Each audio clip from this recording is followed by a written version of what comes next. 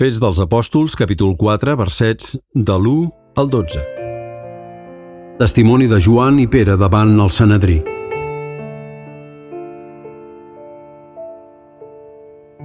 Mentre Pere i Joan parlaven al poble, van comparèixer els sacerdots, l'oficial de la policia del temple i els saduceus, amoïnats perquè ensenyaven al poble i anunciaven, en el cas de Jesús, la resurrecció dels morts.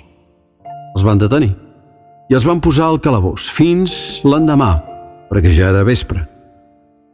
Molts dels qui havien sentit el discurs van abraçar la fe. Tot plegat, unes 5.000 persones. L'endemà, a Jerusalem, es van reunir en consell els magistrats, els ancians i els escribes.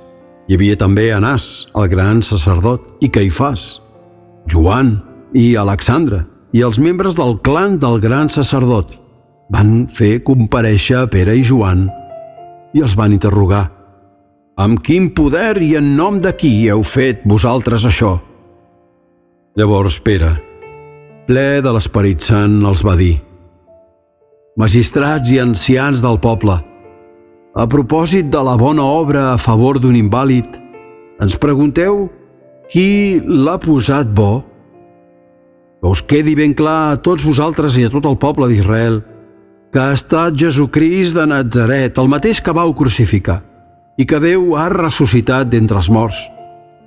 Si aquest home compareix sa i estalvi davant vostre, és en virtut d'aquest Jesús.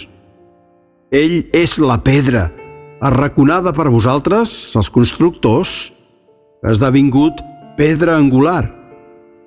En cap altre no hi ha la salvació, perquè només en ell tenim els homes la via necessària per a la nostra salvació.